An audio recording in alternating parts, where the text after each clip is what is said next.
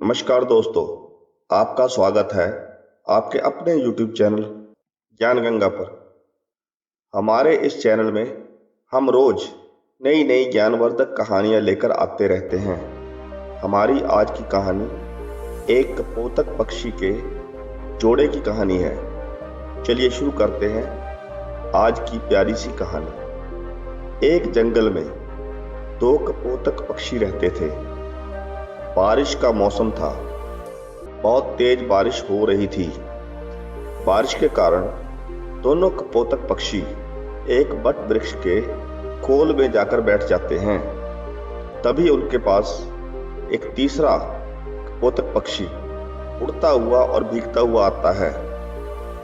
वह तीसरा कपोतक पक्षी उनसे कहता है कि मैं बारिश में भीग रहा हूँ, थोड़ी सी जगह मुझे भी दे दीजिए।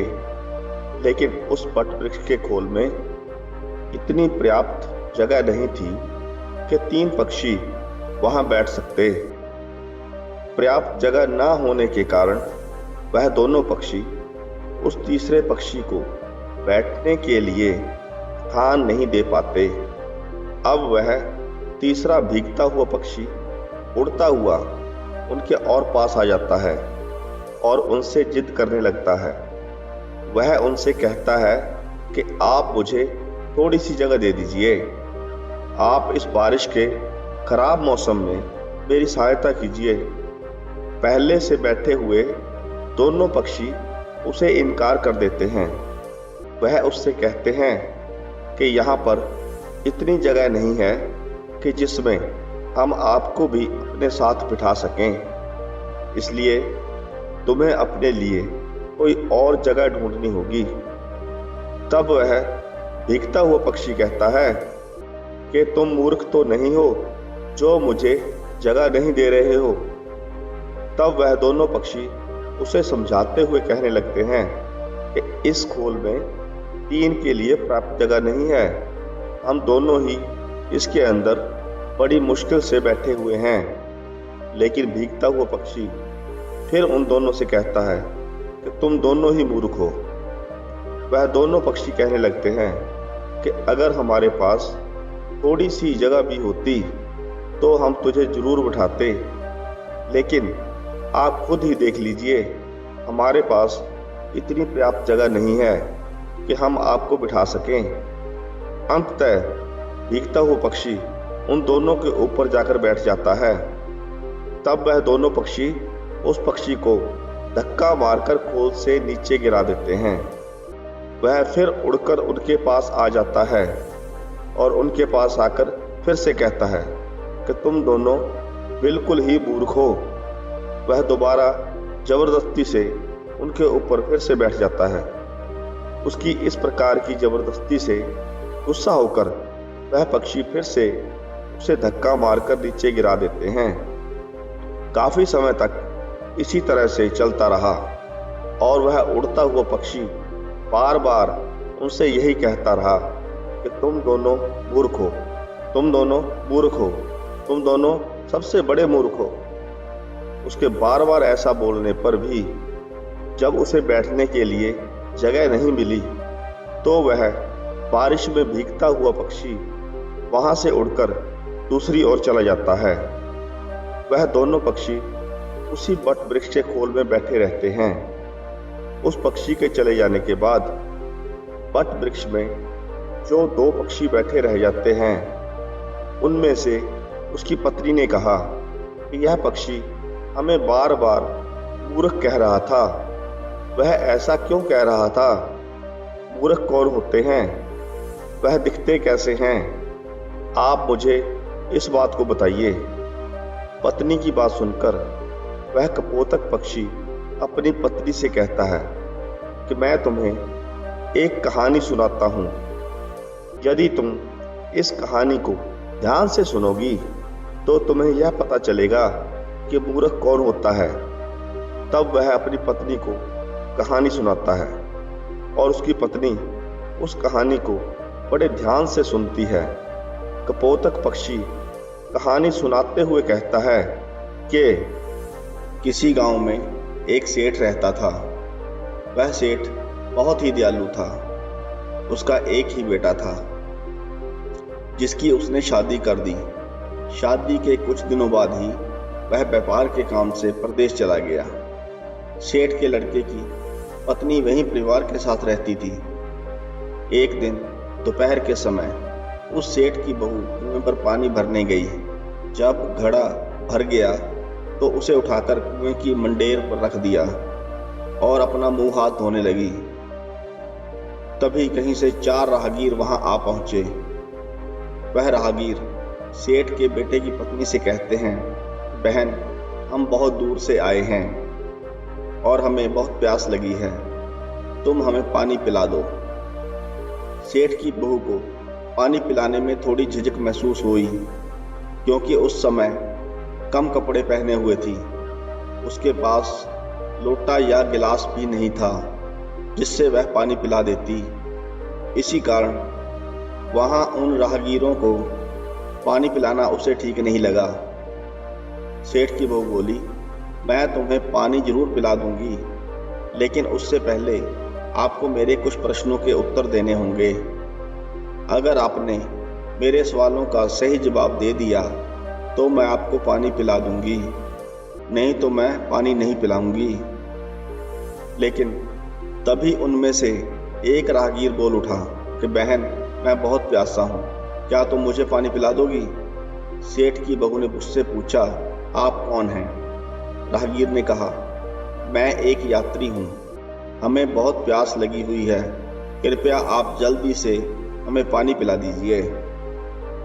सेठ की बहू बोली कि यात्री तो संसार में केवल 2 ही होते हैं, आप उन दोनों में से कौन से यात्री हो?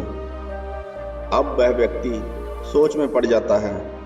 वह सोचने लगता है कि हमें तो खुद भी यह पता नहीं है कि हम कौन से यात्री हैं। बेचारा राहगीर सेठ की बहू को कोई जवाब नहीं दे पाता है। तभी दूसरे राहगीर ने सेठ की बहू को पानी पिलाने की विनती की। वह कहता है, बहन, मुझे बहुत तेज प्यास लगी है और प्यास के कारण मेरी हल्क सूखी जा रही है, इसलिए आप मुझे पानी पिला दीजिए।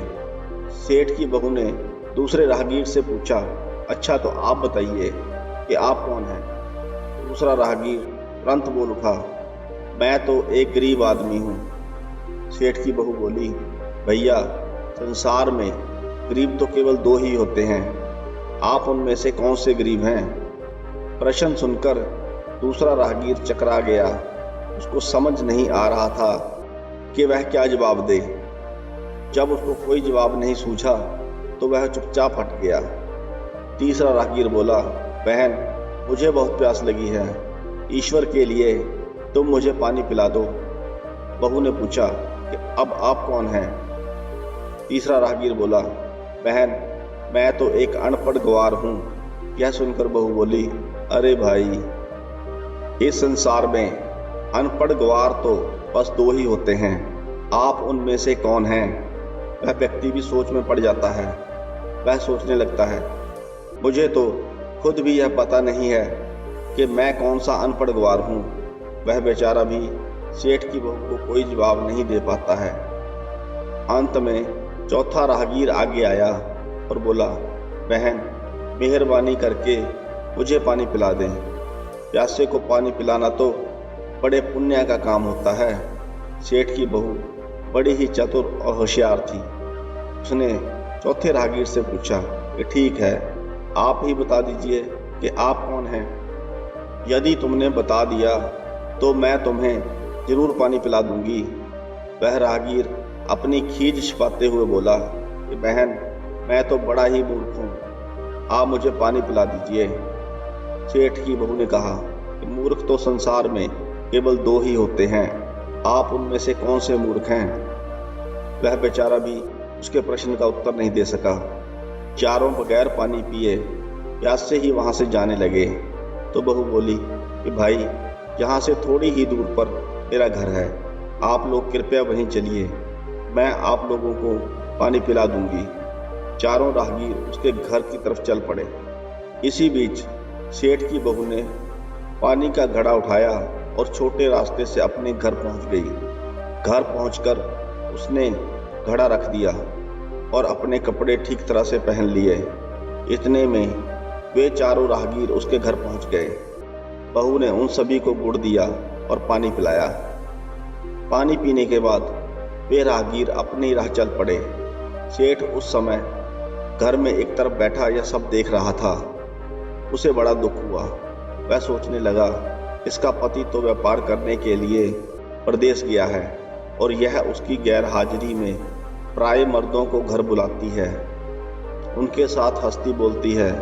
इसे तो मेरा भी लिहाज नहीं है। यह सब देख अगर मैं चुप रह गया तो आगे से इसकी हिम्मत और बढ़ जाएगी। मेरे सामने इसे किसी से बोलते बजाते शर्म नहीं आती तो मेरे पीछे ना जाने क्या क्या करती होगी।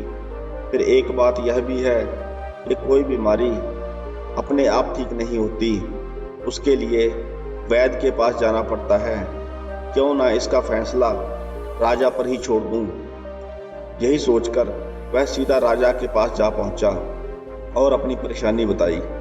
सेठ की बातें सुनकर राजा ने उसी वक्त बहू को बुलाने के लिए सिपाही भेज दिए और उनसे कहा, तुरंत सेठ की बहू को राजसभा में उपस्थित किया जाए। राजा के सैनिक सेठ के घर आते हैं और उसकी बहू से कहते हैं कि तुम्हें राजा ने दरबार में हाजिर होने का हुक्म दिया है। राजा के सिपाहियों को अपने घर आया देखकर उस सेठ की पत्नी ने अपनी बहू से पूछा कि क्या बात है बहू रानी, क्या तुम्हारी किसी से कहा सुनी हो गई थी जो उसकी शिकायत पर राजा ने तुम्हें बुलाने के लिए सिपाही भेज दिए। बहू ने सास की चिंता को दूर करते हुए कहा, नहीं सासू माँ, मेरी किसी से कोई कहा सुनी नहीं हुई है, आप जरा भी फिक्र ना करें। सास को आश्वस्त कर वह सिपाहियों से बोली, तुम पहले अपने राजा से यह पूछ कर आओ कि उन्होंने मुझे किस रूप में बुलाया है, बहन, बेटी या फिर बहू के रूप में। किस रूप में मैं उनकी राजसभा में आऊं। बहू की बात सुन सिपाही वापस चले गए। उन्होंने राजा को सारी बात बताई। राजा ने तुरंत आदेश दिया कि पालकी लेकर जाओ और कहना कि उसे बहू के रूप में बुलाया गया है। सिपाहियों ने राजा की आज्ञा के अनुसार जाकर सेठ की बहू से कहा, राजा ने आपको बहू के रूप में आने के लिए पालकी भेजी है। बहू उसी समय पालकी में बैठकर राजसभा में जा पहुंची। राजा ने बहू से कहा कि तुम दूसरे पुरुषों को अपने घर क्यों बुला लाई जबकि तुम्हारा पति घर पर नहीं है। बहू बोली, महाराज, मैंने तो केवल कर्तव्य का पालन किया। प्यासे पथिकों को पानी पिलाना कोई अपराध नहीं है, यह हर गृहिणी का कर्तव्य है। जब मैं कुएं पर पानी भरने गई थी तब मेरे तन पर कपड़े अजनबियों के सम्मुख उपस्थित होने के अनुरूप नहीं थे। इसी कारण उन राहगीरों को कुएं पर पानी नहीं पिलाया। उन्हें बड़ी प्यास लगी थी और मैं उन्हें पानी पिलाना चाहती थी, इसलिए उनसे मैंने मुश्किल प्रश्न पूछे और जब वे उनका उत्तर नहीं दे पाए तो उन्हें घर बुला लाई। घर पहुंचकर ही उन्हें पानी पिलाना उचित था। राजा को बहू की बात ठीक लगी। राजा को उन प्रश्नों के बारे में जानने की बड़ी उत्सुकता हुई जो बहू ने चारों राहगीरों से पूछे थे। राजा ने सेठ की बहू से कहा, भला मैं भी तो सुनूं कि वह कौन से प्रश्न थे जिनका उत्तर वे लोग नहीं दे पाए। बहू ने तब वे सभी प्रश्न दोहरा दिए। बहू के प्रश्न सुन राजा और सभासद चकित रह गए। फिर राजा ने उनसे कहा, तुम खुद ही इन प्रश्नों के उत्तर दो। हम अब तुमसे यह जानना चाहते हैं। बहू बोली, महाराज, मेरी दृष्टि में पहले प्रश्न का उत्तर है कि संसार में सिर्फ दो ही यात्री हैं, सूर्य और चंद्रमा। मेरे दूसरे प्रश्न का उत्तर है कि बहू और गाय इस पृथ्वी पर ऐसे दो प्राणी हैं जो गरीब हैं। अब मैं तीसरे प्रश्न का उत्तर सुनाती हूँ। महाराज, हर इंसान के साथ हमेशा अनपढ़ ग्वारों की तरह जो हमेशा चलते रहते हैं वे हैं भोजन और पानी। चौथे आदमी ने कहा था कि वह मूर्ख है और जब मैंने उससे पूछा कि मूर्ख तो दो ही होते हैं, तुम उनमें से कौन से मूर्ख हो, तो वह उत्तर नहीं दे पाया। इतना कहकर वह चुप हो गई। राजा ने बड़े आश्चर्य से पूछा, क्या तुम्हारी नजर में इस संसार में 2 ही मूर्ख हैं? हाँ महाराज, इस घड़ी, इस समय मेरी नजर में सिर्फ 2 ही मूर्ख हैं। राजा ने कहा, तुरंत बतलाओ कि वे 2 मूर्ख कौन हैं। इस पर बहू बोली, महाराज, मेरी जान बख्श दी जाए तो मैं इसका उत्तर दूं। राजा को बड़ी उत्सुकता थी यह जानने की कि वे 2 मूर्ख कौन हैं, सो उसने तुरंत बहू से कह दिया, तुम निसंकोच कहो, हम वचन देते हैं तुम्हें कोई सजा नहीं दी जाएगी।